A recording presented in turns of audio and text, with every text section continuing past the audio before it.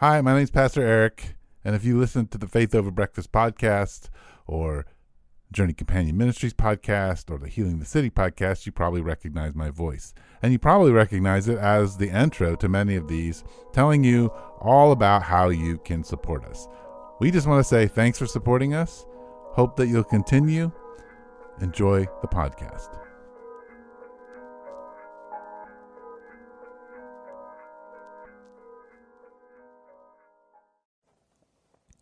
Welcome to Faith Over Breakfast.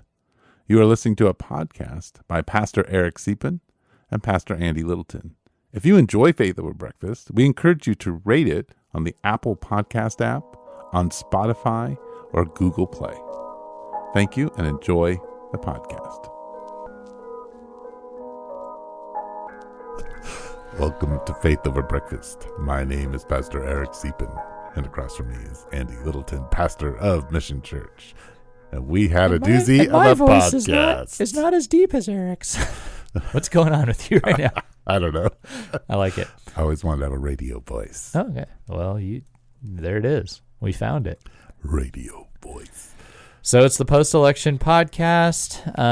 And hey, we kind of figured nobody's talking about it. So we should. Yeah, somebody should talk about it. And I think we put a different spin. I think so. I think it was a different spin, and I think it's what makes us different people in this world. Yeah. So this is, it's, again, truly a Faith Over Breakfast. This is Eric and Andy sit down. We don't script this. We just talk through what we're thinking about at the time as two pastors, and you're welcome to join us. Take it for what it is. We invited you to fact check it mid podcast, but we're not trying to share facts. We're working out a lot of the ways people feel, why they might feel that way, what it would mean to be a missionary in our day in light of what we've learned in this election and things like that. Yeah. On the something. I don't know. Like, I hear people say we're live on air. I'm like, no, you're not. You're on a podcast. But whatever. We're live on the air for each other. We are. I'm here for you, Andy. Are you? Yeah. Thanks. Well, I need it. Yeah, you're in a flannel. Yeah. And I'm in a hoodie. It's nice outside. Yeah. In Tucson, Arizona, whatever may be going on in the world, when you get to bring out your flannel and your hoodie, it's a beautiful thing. Yeah, because, us Tucsonans don't have a lot of winter clothes, so we got to... Oh, I actually do. Yeah, you're which is weird. Well, you go back east a lot, I feel. You go to Chicago. Yeah. You lived in Chicago for a year, so, yeah.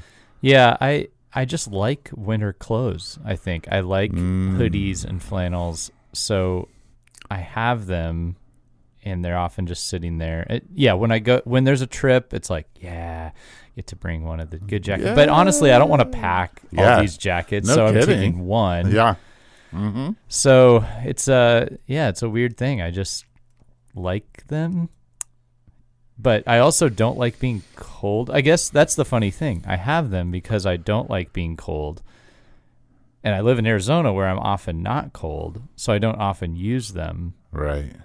It's really quite convoluted. It is. It doesn't make sense. Yeah, I mean, I've always felt like you sort of dress like you might fit a little bit better in Oregon.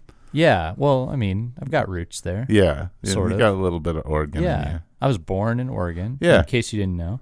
Huh, so there you go. And but I didn't know that. But when we came back to Tucson, I was there from birth till 6. Okay, that's very formative. Formative years. Yeah. And my parents met there. My mom had lived there. Well, no, my dad and mom had both lived there for a while. Arizona was home for my dad, the Bisbee area, and then we had relatives here too. So this feels very like home because we didn't have that relative network in Oregon. Yeah. But my dad had moved there because he preferred the cooler weather. When his dad, they lived in a boxcar when his dad was a welder for the railroad. Okay. So when he got out of Vietnam, he came back to Oregon. That's where he wanted to be. All right. Even though his family had already moved back to Arizona. So I was born in Oregon. That's cool. Lebanon. I wasn't born in Lebanon. They didn't have a hospital at the time, but But that's where your first 6 years were. Lebanon, Oregon, yeah. Yeah, well, there you go. Well, here we are on Faith Over Breakfast. So I have the vibes. You get your special pre-vibe on clothing. Yeah. We do have two serious things to talk about. That was not one of them? Oh. All of the podcasts that I listen to have felt the need to do a little, post-election thing. And I've watched a lot of pastors get online and try to, offer perspective on, Did they figure it out? Well, I think most of them are trying to say that it's going to be okay. The leader of our country, regardless of who it is put there by Jesus, and that Jesus is the true ruler of all things, and that we are citizens of heaven. Yeah. And trying to help people think about the operating procedure for that. How do you let's just jump into that. Let's just jump into that. So put there by Jesus. That little statement right there. So the sovereign rule of God. Yeah, there's some theology here. Some Christians differ on it. But there's a scripture that all the rulers are established by God. And you could maybe say what that means is that the concept of rulers is a God-established concept, that the idea that it is good to govern. There's also the question of sovereignty, that everything that happens is, under the watch care of God. But that doesn't mean that things are right or good, or that God is the author of the evil parts of things. So the crucifixion of Jesus would be a classic example of something that is obviously the way in Christian theology, God's plan. It is, Jesus knows it's coming, he endures it, but that also doesn't justify the evil intent of people, and it doesn't justify the brutality of the Roman Empire or the twisted religion of the Jewish people. So I assume when you say Jesus placed him there, or other pastors are saying that, there's a lot of complexity to that. It's not just like, well, this is the guy Jesus picked, he likes him, there he is. It's not that simple. No, not that simple. Yeah, but because when you said it, I thought, I know you, Eric. I know you're a nuanced guy, but I thought if I'm listening I'm not as steeped in this, I could go like, oh, that's what you mean. I just thought, Jesus, this is the one Jesus liked. Yeah. So yeah, you're always trying to nuance me.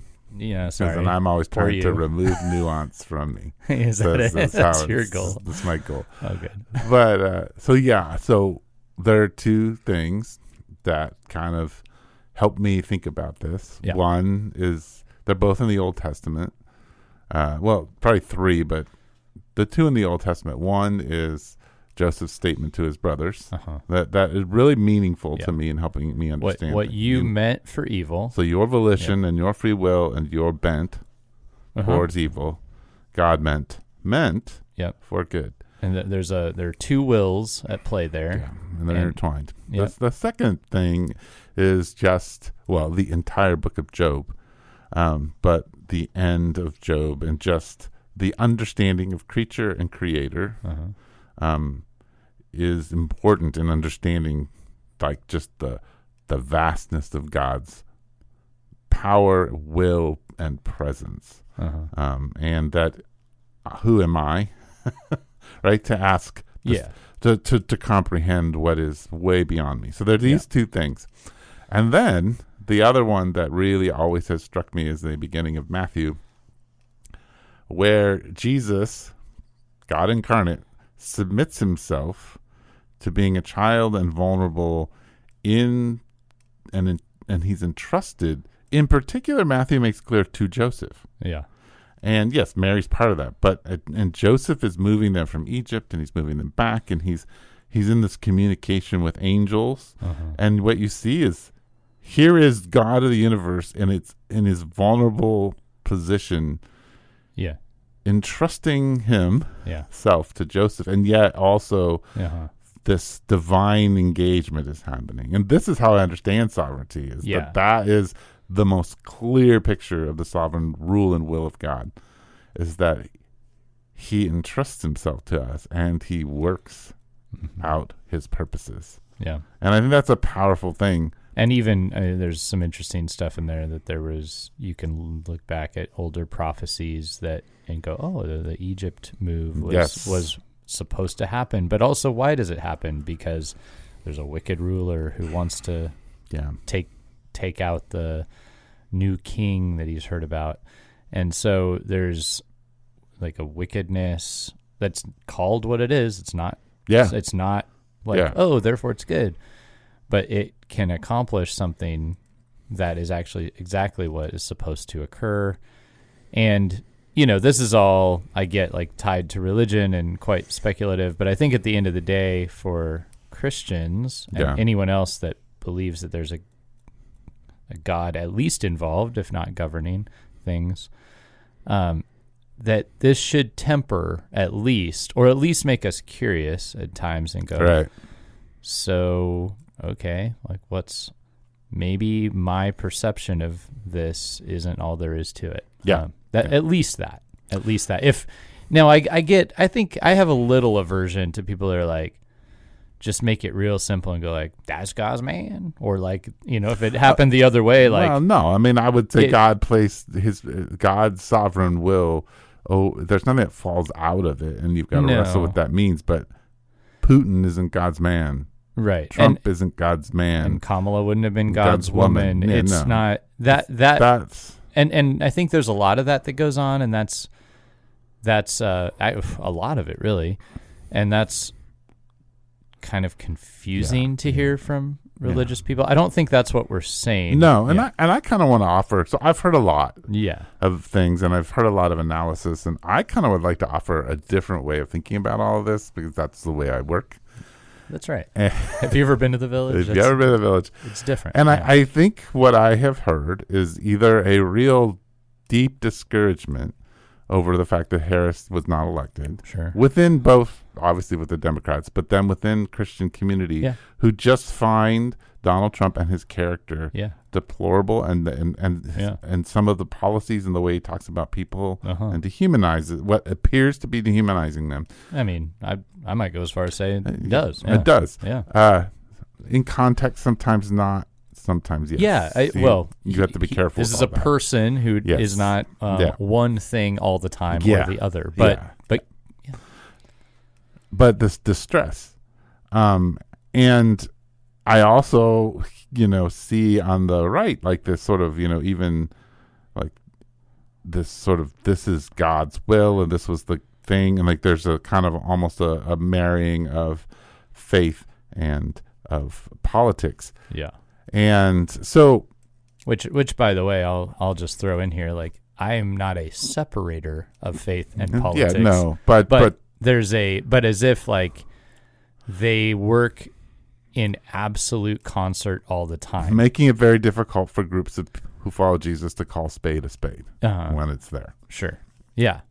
But here's why I like elections, and like I like them for their analysis. Is that if you really think you're a citizen of heaven, and if you really believe that you are an exile and a sojourner in this land, and that you are a citizen of the new heavens and the new earth, or of all things being remade, then you look at these things and you begin to say, well, I need to be curious because I'm a missionary. Right. And I'm a proclaimer of the gospel. So what's actually being said here? Yes.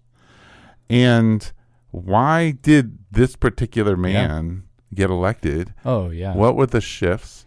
What's happening? So as a missionary, one thing, there are a lot of data, but the one that's really kind of, I began to mull over, and I think I will need to, people can fact check me on this, but here's what it was a day or two after the election. Single women voted for Harris. Married women without children voted for Harris. Women who are married and had children overwhelmingly voted for Donald Trump. Interesting. It tells me something, and there were a couple other data points that stood out, like a percentage of African American males switched from Biden to Trump, which is interesting. The Latino vote flipped significantly toward Trump, right? And just a quick note on that before you, the missionary thing. I'm thinking a lot of our listeners are Christians, maybe a couple aren't. I think in the Christian understanding of missionary, it's this idea like I want to understand the culture I'm in so I know how to speak to it. So you're saying here's a lot of data.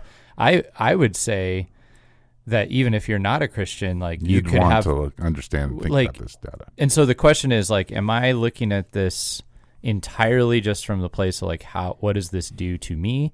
Because in that case, it could be really mostly distressing. Yeah. If you want to understand the world around you, your neighbor, and broadening neighbor to like all the people in the nation, perhaps a rural voter or perhaps a family or a Latino voter or a male voter or a woman without kids vote, like yes, you have an opportunity to learn about people. Yeah. And you can look at that and just go, I don't like them all. That's probably a really simple thing to do. Yeah. Or you have an opportunity to say, perhaps I didn't understand people and what they're worried about, looking for. Yeah. And I think, so just to go back to finish my thought though. Thank you. No, that's okay. I appreciate your analysis because you kind of broadened it, and I would love to talk about all those points, but I just want to say that in the female voter analysis, the reason that I think women who didn't have children or were single voted the way they did, here's my guess, and I think this analysis is primarily not on issues. It was primarily on the fact that they do not feel safe in this world. Uh-huh. And Donald Trump as a character and the way he treated women made them feel less safe. I have heard that directly, and I believe it, and I understand. What they don't understand is that the women who have children, who, and here's where I'm sorry, but the progressive wing is bigger than the right wing is in its extremist, and that progressive wing has had a mouthpiece for the last 4 years. Sure. And women who have children and families, and they're raising their kids, particularly with all the gender things that are going on and all of the other kinds of stuff in the mix, they do not feel safe. And Harris scares them in the same way that Donald Trump scares them, because they don't feel considered, and they feel like, they feel in the same way in some ways these other women. So what I was saying is there is this like safety and being okay is the big motivator. And what I would argue is, as a pastor and as someone who's trying to bring the gospel, there is one of the things that the only one. And I think, and then, another little observation of mine would be, something that seems to be propping up all over the place that I also assumed leading in is that there was a misconception that the abortion issue was going to lean people to the left. Yeah. And I think this is a huge misconception about what the right and the left are today. Yeah. They are not the same. They're at least in Arizona, there's a group that is pro-Trump and pro-abortion. Yeah. That just shows up. That's obvious in the vote.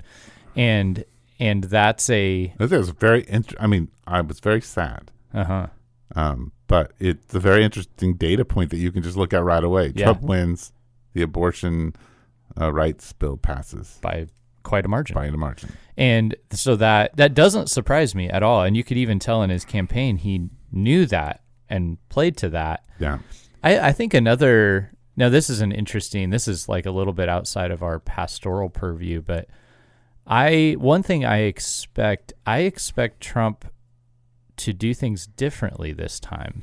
I don't know if I don't have a judgment on that if it's sure, but I think the first time he was having to grab everything he could grab, any supporter he could get to claw his way to his goal.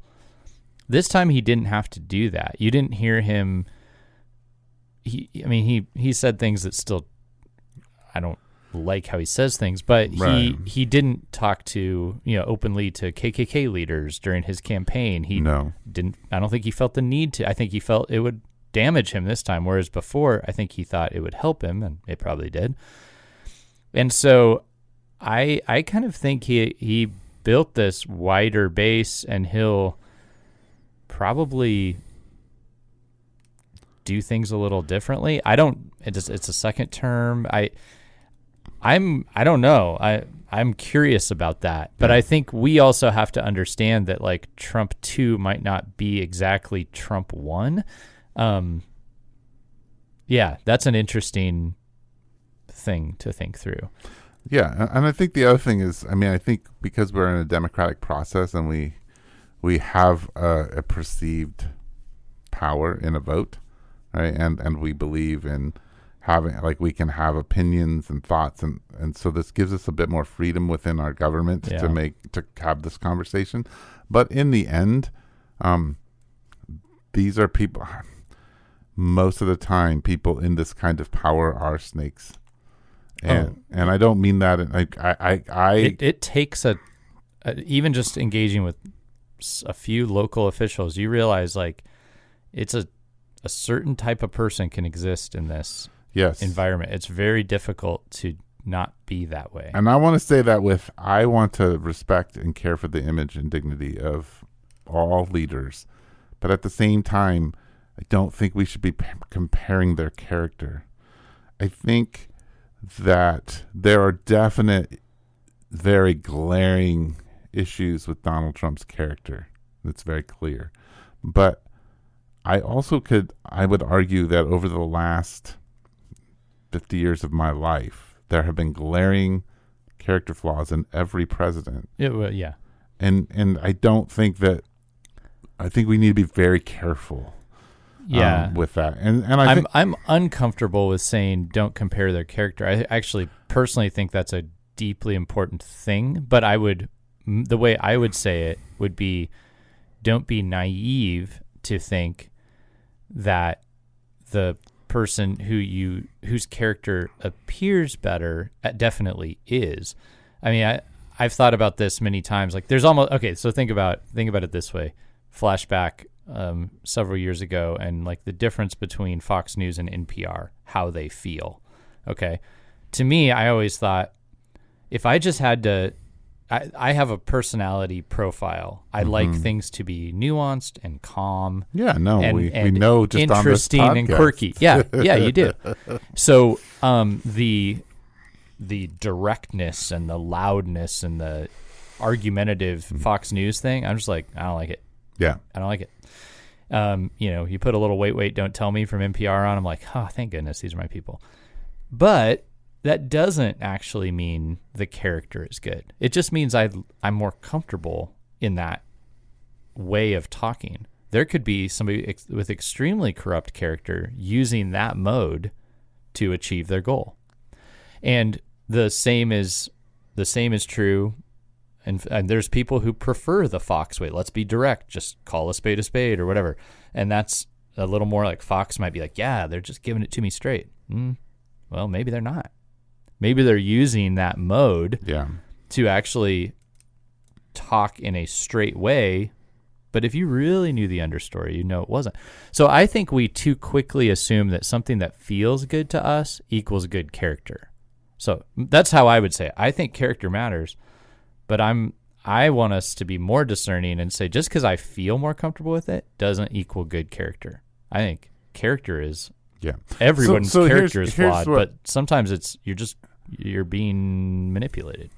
Here's what I kind of feel is that, like, it really all depends on character, what kind of scale. Like, if we talk about presidents, which president was more responsible for the death of people? Well, Barack Obama. Right. Who is the most responsible for being a womanizer and abusive towards women? Well, Donald Trump. And some presidents of the past were back when they didn't talk about it, right, that we kind of glorify. Yeah. Who's best at lying? Well, maybe Donald gets in that spot. But I with the lying one, I think I would go, I have no idea, because like I need all kinds of data to know who's. So this is why it's hard for me to say, like, character, like, what is character when it comes to these types of leaders of the most powerful country in the world. Like, what is? I mean, I think you need to think about character, but yeah, you need to be very careful. Well, and the thing is, I think people, I think we want to believe the character is most important to us. Yeah. But at the end of the day, it's shocking how often I'll hear people that'll talk about the type of leader that they actually want. And then you go, at the end of the day, like we like people who are sure of themselves, who tell us what we want to hear and make us feel like with them in charge, it'll be better. I don't know how much if people were, okay, so Harris or Trump, if they really got up there and they were just full on honest with us about all the ins and outs of what's possible and what they're actually thinking, we'd probably be very disappointed. I'd be like, what we want is for them to get up and say, sure, what you want is going to happen. I will never let you down. And it's all garbage. And that's, I mean, to some degree, like they're over promising. They all will under deliver. That you don't actually know if they really believe in what they're saying. They're trying to get a voting block to get them into office. Yeah. Maybe they'll do some of it. Yeah. I mean, you can look at records and stuff like that. You should. But at the end of the day, I actually think more than character, we want somebody who makes us feel safe by being sure. I don't know. Yeah. So I guess what I'm trying to say is that as a missionary, I have to have a different lens on. So today I listened to Ezra Klein, one of the more left-wing guys. And he's talking about, Donald Trump's first kind of thing. And he dictates it as a disaster. And he lists out all the disasters, his first 4 years in office. And then he lists off Biden and basically lists it off as all his successes. And then he's misunderstood and it kind of explains. And then I listened to some of the more conservative pundits and they're talking about all the successes and how the first 4 years of Donald Trump was one of the best presidencies ever. And all the good things that happened in that. And they don't understand it as a disaster at all. And they see Biden's presidency as a disaster. Yeah. It's just an absolute, complete disaster. Well, that's how you have to frame it. Right. Yeah. But as a missionary, that's what I have to say. That I'm put aside. Yeah. Like, I want to know what's happening with the people. And voting is what tells me a little bit about what's happening with the people. And when you get to break down some of these demographics, you're like, oh, okay, so the gospel, what is it? How do I bring it to these people in a way that it's understandable? Yeah. How do I model it to a way? And what's there is absolute terror. Yeah. And terror for different reasons. I think a big, if I could just name one big source of terror that I think has led to the, choosing of Donald Trump is money. Yeah. Like I think we learned that money is more important to people than a lot of other things. That to have a stronger economy, or the idea that money will flow. I mean, you even saw like the stock market leapt up immediately and then crashed down. Yeah. I mean, but I'm saying the immediate response is the money's we're good. We're good on the money. Yeah. Yeah. No, and I think that it's funny, people don't believe this, but the number one reason marriages break up is money. Uh-huh. A marriage can survive an affair. Right. It often cannot survive a husband being out of work or a wife being out of work for a long period of time and high levels of debt. It just can't survive that pressure. Right. And I think it's the same for a nation. We can survive, and we did from Kennedy on. We can survive all of this weird, stuff that people do that's inappropriate and immoral, as long as the economy is working, and as long as our young kids aren't in prolonged wars. Which and that tells us something. It is interesting too that the conservative Trump platform seems to be far less pro-war than you would have expected. Way more. We got to get out of those places. Don't get involved. Shifted. It has. It has. Really has. I remember being a Republican in the 90s. It seemed to be like war was our thing. Let's do war. Yeah. I mean, and that's it. It's actually interesting because if you want, I mean, this might be a little uninformed, but it feels to me that if you want money flowing in your country, war is a way to do it. Yes. So that's an interesting. The industrial complex is what's kept America afloat. Right. There's a lot of money in war, Mm-hmm. but which is that all needs to be parsed out too. But anyway, yeah, money is, I think, a huge thing. So if you're a missionary and you look and you go, this people are clearly very nervous about money. Yeah. I think money. I think surprisingly the gender issue. And I think immigration. I think those are the three things that people voted on. Yeah. And I think it was money, immigration, and how much is money and immigration tied? I think in many ways. Yeah, they were able to link that together. If you're able to link that together, like that's driving crime is that's how it was cast in Arizona, and I'm aware that the ads are different everywhere, but here it was like that's why your crime's going on, which I think crime was down last year. Yeah, crime was down last year. I'm inclined to think that's not true. But then the other piece is that they're taking the jobs. Yes. Yeah. Yeah, no, I mean, and I think yes, and you can tie the economy, inflation. I mean, they just talked inflation, border, men need to be men, women need to be women. Like we can't those are the three buzzwords. Those ads were the surprising ones to me. How directly the Trump campaign went at the gender and that was big. I think it was probably persuasive. They touched on something. Right. Yep.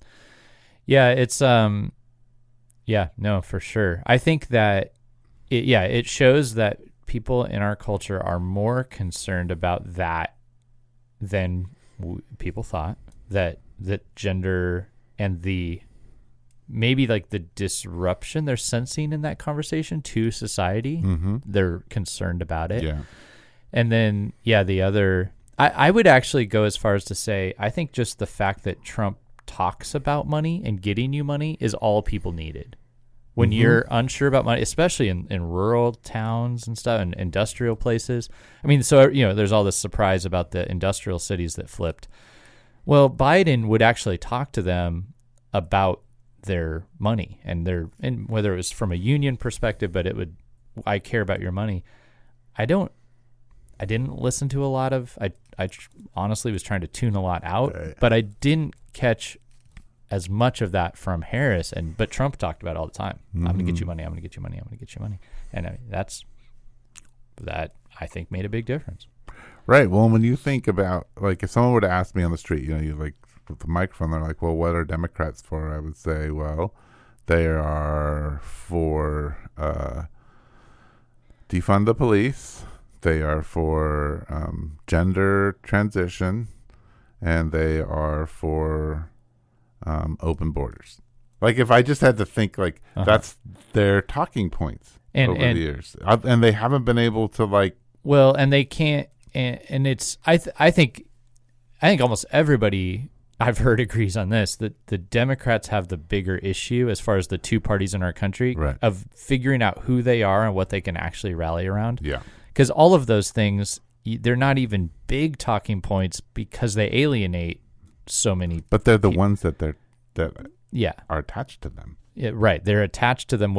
I don't think if you were to look at the Harris campaign, it wouldn't actually say any of those were the big thing. Well, abortion. Abortion would be. A national abortion law. Yeah. That one was. That would have been the first one. That would have been the first one. Yeah. Yep.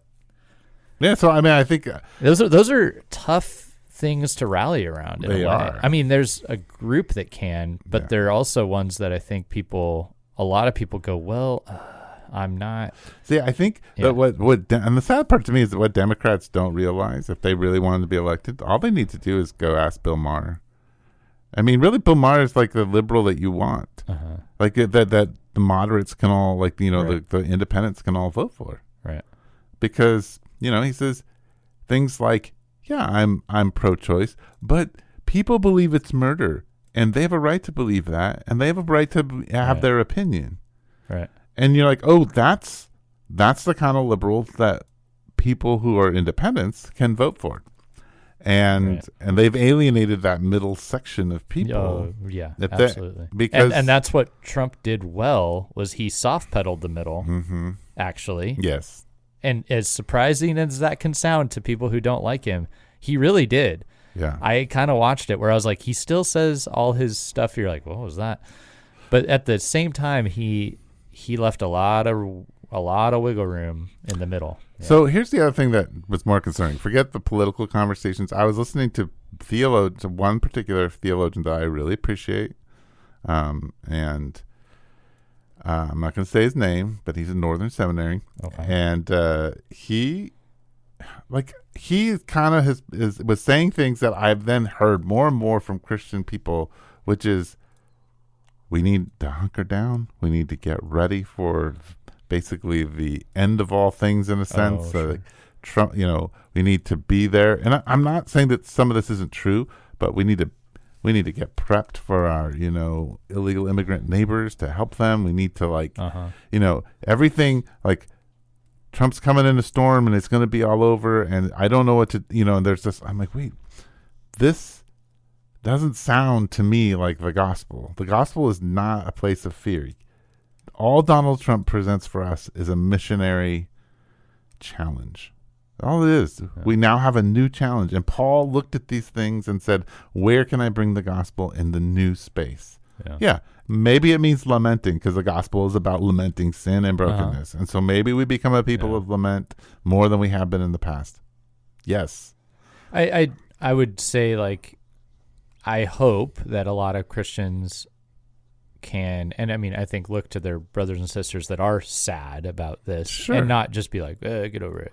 No, but I don't. I'm not saying get over it. And then, like, people who, even if, like, Trump isn't after them, but if they're feeling vulnerable right now, it's a time to go, like, yeah, like, I want to be there for you. But you're saying, like, it was more hunker down defense versus being more like, okay, things are different. Like, how do we move forward in hope? Right. Yeah. Well, I think you never tell a person who's in the middle of suffering that they need to get over it and just go to hope. Right.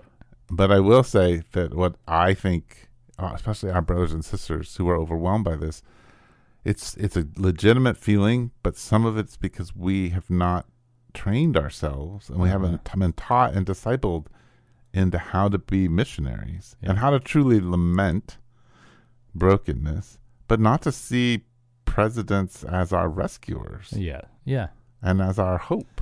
And that is another clear thing you can see, is that I think the whole the nation as our, and this is a worldwide thing, we put our hope in strong people. We do.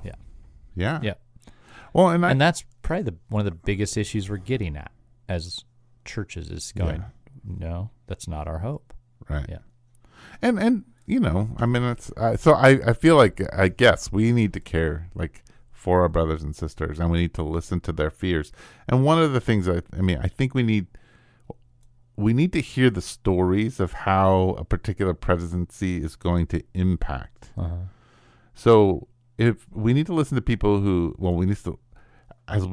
if Harris were elected, and as we would wrestle with a possible national a pro-choice law being in place, that's a thing to lament and mourn together, and to listen to, like, the stories of people and what they're. But on the other end, as we listen, as our brothers and sisters who are Hispanic and African American, and particularly Hispanic right now, who, especially in Arizona, like, even if they're they've been here longer, they can trace their heritage longer than any of us.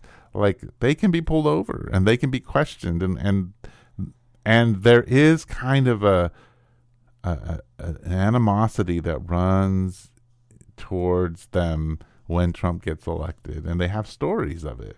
And there's a lot of variety in how people feel. I'm thinking of a friend of mine who has had to present papers and stuff, but then at the same time is also able to say there's a lot of Latinos in the police force.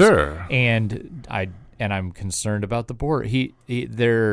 is a lot more nuanced. Yeah. Again, sorry to bring in the nuance, but a person can be way more both and. Like a person can go like, yeah, I don't like when I'm categorized, but at the same time, I don't like this other thing, and I don't fit neatly in one of these categories. Yeah, but you still have experience. Uh-huh. And I mean, there's enough of multiculturalism in my church to have enough stories back to George Floyd.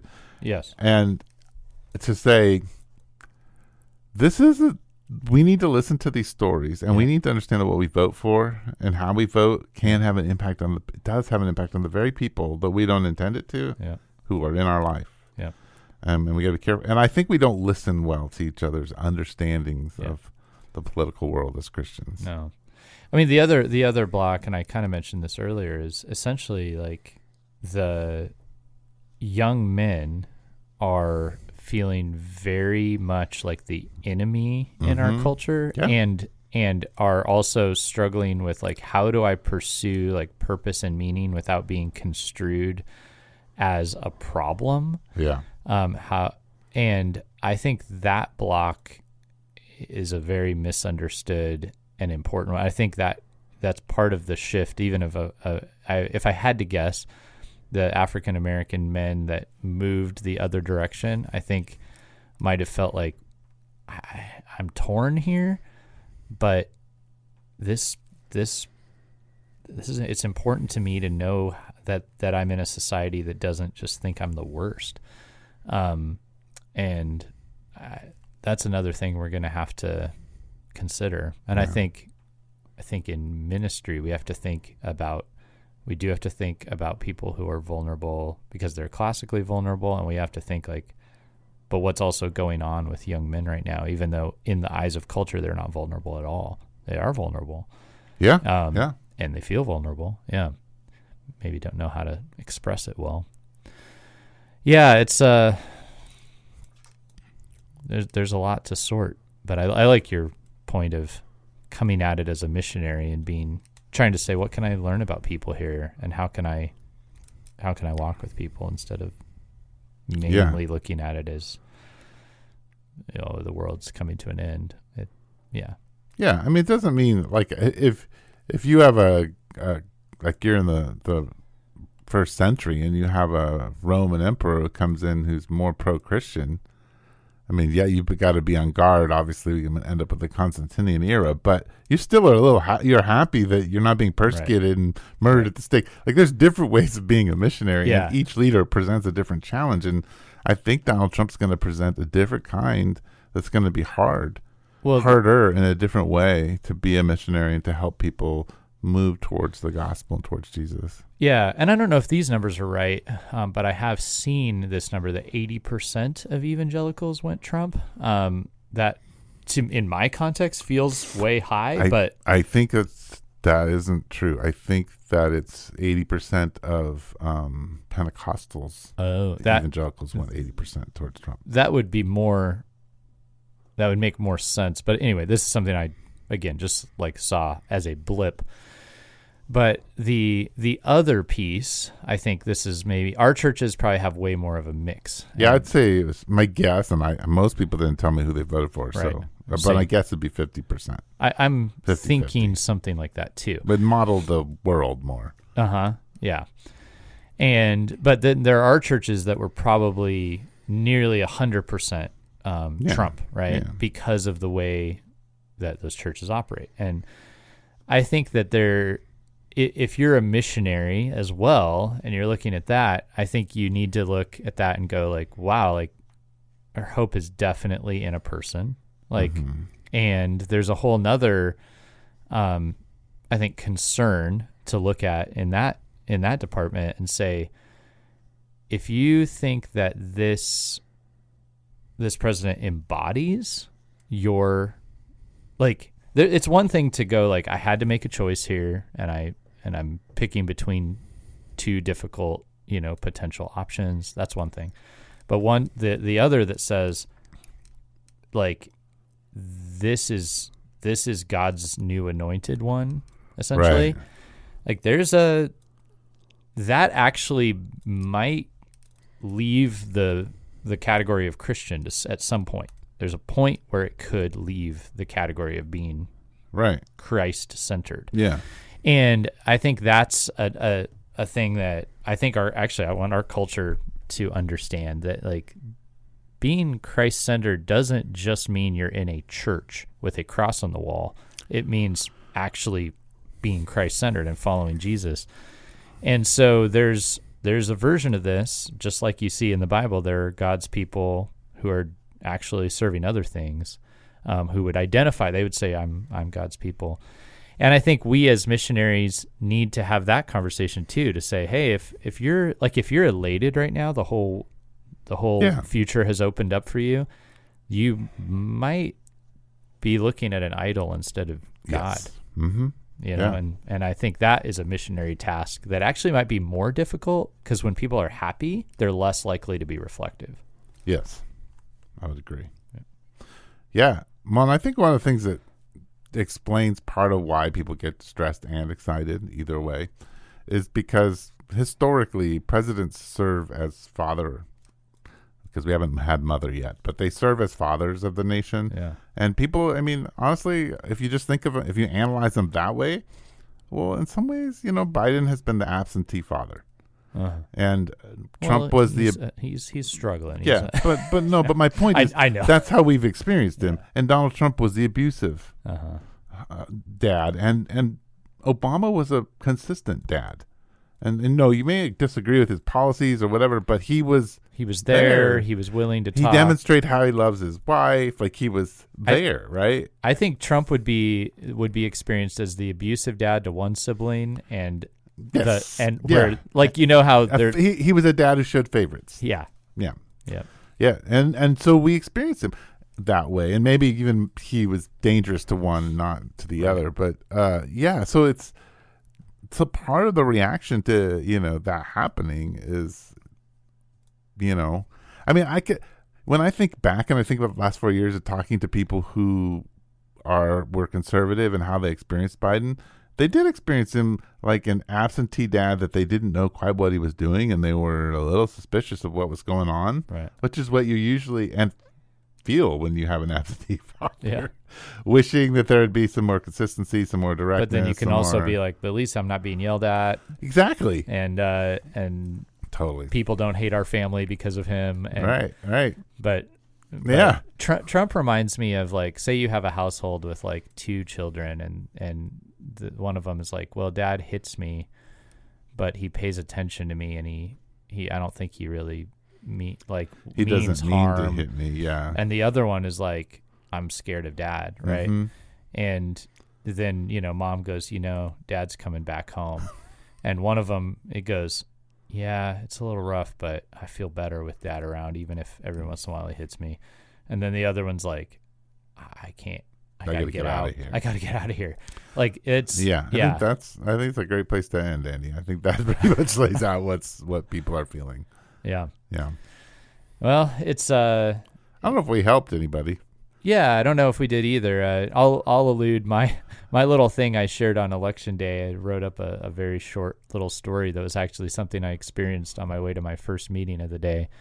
That I really do hope that type of thinking changes us. But I don't, you may have seen it, but I was driving in traffic, and there was a Dodge Charger out ahead of some of us, kind of a souped up, loud Dodge Charger, and it stopped in the middle of 5th, which 5th in Tucson is a very narrow street with not a lot of margin to get around people, and the lanes are, even the oppositional lanes are very close.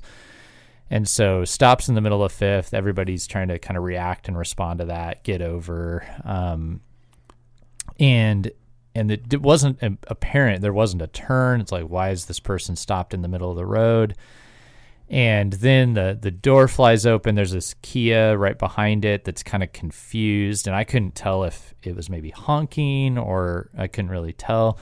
And I'm starting to go next to the Charger. Door flies open. Person jumps out. I immediately assumed altercation. Right. I thought, I see a black Dodge Charger.